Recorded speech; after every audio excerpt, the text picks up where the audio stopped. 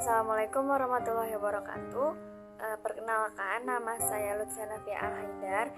Saya dari kelas 1B, Prodi Pendidikan Matematika, Universitas Singapura Bangsa Karawang. Di video kali ini, saya akan menjelaskan materi tentang himpunan. Dari kalian, ada yang tahu nggak siapa itu himpunan? Himpunan itu adalah kumpulan objek-objek yang berbeda yang terdefinisi dengan jelas, dan objek-objek yang terdapat dalam himpunan itu biasanya disebut elemen, unsur, atau gabungan. Lalu di sini ada penyajian himpunan. Penyajian himpunan itu dibagi menjadi 5 macam. Yang pertama itu ada enumerasi. Enumerasi itu penulisan himpunan dengan cara menuliskan semua anggota himpunan ke dalam buah-buah atau kurung-kurawal. Contohnya di sini ada anggota himpunan A itu terdiri dari 3, 2, 0, 4.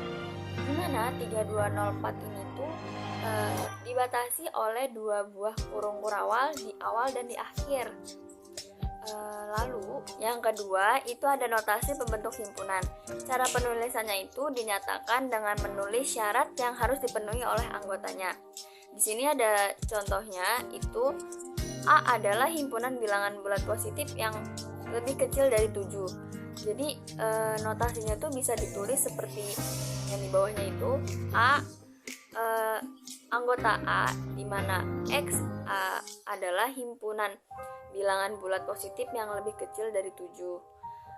Atau cara tulisan lainnya itu bisa seperti pakai simbol-simbol matematika seperti yang di bawahnya ya. Lalu yang ketiga itu ada simbol-simbol baku seperti N itu bilangan asli, Z bilangan bulat, Q bilangan rasional, R bilangan real, Z plus bilangan bulat positif, Z min bilangan bulat negatif. Lalu kalau ada N positif berarti bilangan asli positif, dan N negatif berarti bilangan bulat negatif, bilangan asli negatif. Dan yang keempat itu ada diagram Venn. Diagram Venn adalah penulisan dalam bentuk visual. Di sini ada contoh itu himpunan semesta terdiri dari 1, 2, 3, 4, 5, 6, 7, 8, 9, dan anggota himpunan A ada 1, 2, 3, 4, 5, dan anggota himpunan B ada 2, 5, 6, 7. Nah, angka-angkanya itu dimasukin ke dalam lingkaran sesuai anggotanya. Dan yang kelima itu ada kardinalitas. Kardinalitas itu adalah jumlah dari elemen N yang berbeda. Jadi contohnya itu A adalah himpunan bilangan prima yang kurang dari 20. Yang kurang dari 20 itu kan ada 2, 3, 5, 7, 11, 13, 17, 19. Nah, berarti kardinalitas A itu berjumlah 8. Jadi sama aja itu tuh jumlah dari anggota si A itu sendiri. Selanjutnya itu ada macam-macam himpunan. Yang pertama itu ada himpunan kosong, yakni himpunan yang tidak memiliki satupun elemen, atau himpunan dengan kardinalitasnya itu kosong. Contohnya itu ada anggota C, yaitu orang Kerawang yang pergi ke bulan. Nah, kan gak mungkin ya ada manusia yang bisa pergi ke bulan. Maka anggota C itu adalah merupakan himpunan kosong. Selanjutnya yang kedua itu ada himpunan bagian. Jika A dan B adalah himpunan, maka A adalah himpunan bagian dari B, dan B adalah superhimpunan dari A. Nah, ini bisa dilambangkan dengan A subset dengan B, ekuivalen dengan B, superset dengan A. Lalu yang ketiga itu ada himpunan yang sama. Jadi himpunan A dikatakan sama dengan himpunan B jika dan hanya jika keduanya mempunyai elemen yang sama. Dengan kata lain, jika A adalah himpunan bagian dari B dan B adalah himpunan bagian dari A, maka jika tidak demikian, maka A tidak sama dengan B. Dan ini notasinya itu bisa A sama dengan B yang ekuivalen dengan A subset B dan B subset A. Lalu, macam-macam himpunan yang keempat itu ada himpunan ekuivalen. Maksudnya adalah himpunan A dapat dikatakan ekuivalen dengan himpunan B jika dan hanya jika kardinal dari kedua himpunan tersebut sama. Jadi contohnya itu anggota himpunan A itu terdiri dari 1, 3, 5, 7 dan anggota himpunan B itu ada A, B, C, D. Nah, kan kardinalitas itu sama aja jumlah dari anggota himpunan tersebut. Berarti kan karena jumlah anggota A itu 4 dan jumlah anggota B itu juga 4, maka A itu dapat dikatakan ekuivalen dengan B. Lalu, himpunan yang selanjutnya itu ada himpunan saling lepas atau yang disebut juga dengan disjoint. Dua himpunan dapat dikatakan saling lepas jika keduanya tidak memiliki elemen yang sama. Contohnya, anggota himpunan A itu terdiri dari 1, 2, 3 dan anggota himpunan B itu terdiri dari 4, 5, 6. Nah, kan di sini anggotanya tuh nggak ada yang sama ya teman-teman. Makanya ini bisa disebut juga A disjoint dengan B. Lalu macam-macam himpunan yang terakhir itu ada himpunan kuasa atau yang disebut juga dengan power set.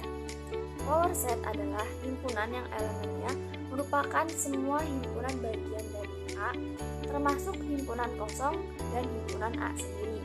Nah, notasi dari power set ini itu dapat ditulis P dalam kurung A. Contohnya itu anggota himpunan A terdiri dari 1, 2, 3. Maka kardinalitas dari A itu berjumlah 3. Nah, berarti power set dari himpunan A itu ada himpunan kosong, ada 1, 2, 3, 1,2, 1,3, 2,3, 1,2,3. Nah, berarti jika yang ditanyakan adalah jumlah anggota power set himpunan A, berarti berjumlah 8. Atau bisa juga pakai rumus jumlah anggota power set himpunan A itu adalah 2 pangkat kardinalitas dari A. Kan kardinalitas A-nya itu kan tadi berjumlah 3, jadinya 2 pangkat 3 sama dengan 8. Lalu selanjutnya itu ada operasi himpunan. Yang pertama itu ada irisan. Jadi irisan itu adalah himpunan yang setiap anggotanya merupakan anggota himpunan A atau himpunan B. Bagian yang diarsir di diagram Venn itu merupakan himpunan A irisan himpunan B. Jadi contohnya itu jika ada himpunan anggota A terdiri dari 2, 4, 6, 8 dan himpunan B terdiri dari 4,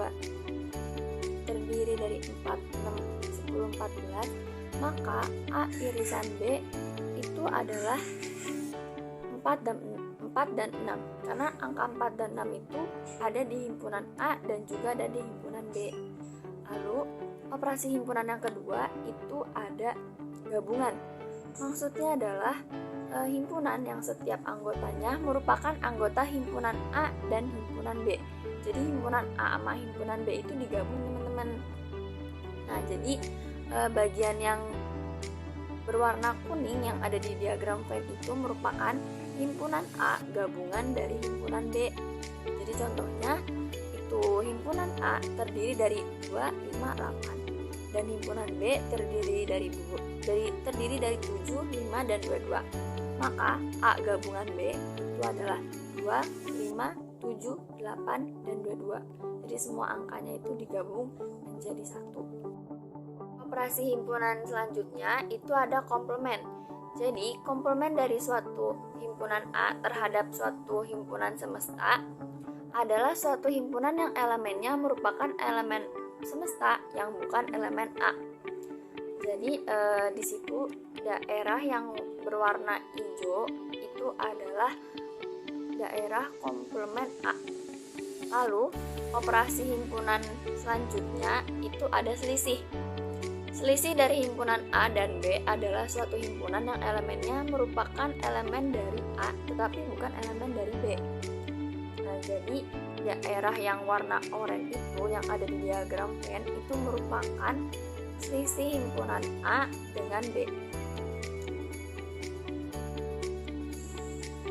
Lalu operasi himpunan selanjutnya itu ada beda setangkup.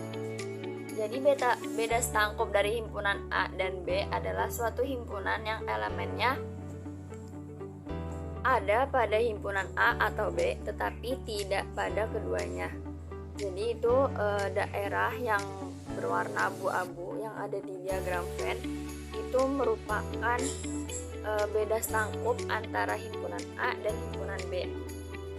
Lalu operasi himpunan yang terakhir itu ada perkalian kartesian. Perkalian kartesian dari himpunan A dan B adalah himpunan yang elemennya semua pasang berurutan. Jadi contohnya itu himpunan A terdiri dari 1, 2, 3 dan himpunan B ada A dan B. Maka perkalian kartesian A dan B adalah 1A, 1B, 2A, 2B, 3A, 3B. Baik, selanjutnya itu ada hukum-hukum aljabar himpunan beserta dualitasnya. Nah, dualitas itu apa sih? Jadi, misalkan S adalah suatu kesamaan yang melibatkan himpunan dan operasi-operasi hukum aljabar, maka dual dari S diperoleh dengan irisan menjadi gabungan, gabungan menjadi irisan, himpunan kosong menjadi himpunan semesta menjadi himpunan kosong. Nah, di sini udah ada hukum-hukum aljabar himpunan. Yang pertama itu ada hukum identitas, di mana himpunan A gabungan himpunan kosong sama dengan himpunan A. Berarti dualitasnya itu himpunan A irisan himpunan semesta sama dengan A.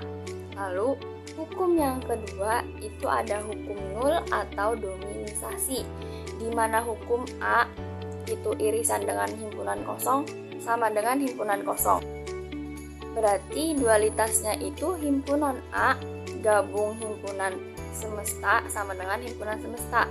Lalu hukum yang ketiga ada hukum komplement, di mana himpunan A gabungan komplement himpunan A, maka hasilnya adalah himpunan semesta. Lalu berarti dualitasnya itu himpunan A irisan komplement himpunan A sama dengan himpunan kosong. Lalu hukum yang keempat itu ada hukum idempoten, di mana himpunan A gabung himpunan A sama dengan himpunan A. Berarti dualitasnya itu himpunan A irisan himpunan A sama dengan himpunan A. Lalu yang ketiga itu ada hukum involusi, di mana komplement A dikomplementkan lagi, maka hasilnya akan himpunan A. Nah, yang hukum involusi ini dia nggak ada dualitasnya. Lalu hukum yang keenam itu ada hukum penyerapan, di mana himpunan A gabungan dalam kurung A irisan B, maka hasilnya itu adalah himpunan A. Maka dualitasnya itu himpunan A irisan dalam kurung himpunan A gabungan B, maka hasilnya adalah himpunan A. Lalu hukum yang ketujuh ada hukum komutatif, di mana himpunan A itu gabungan himpunan B, maka himpunan B gabungan himpunan A. Nah, berarti dualitasnya itu himpunan A irisan B sama dengan B irisan A. Lalu yang kedelapan itu ada hukum asosiatif, di mana A gabungan dalam kurung B gabung C, maka A gabung B tutup kurung gabung C. Nah, berarti dualitasnya itu A irisan dalam kurung B irisan C sama dengan A irisan B tutup kurung irisan C.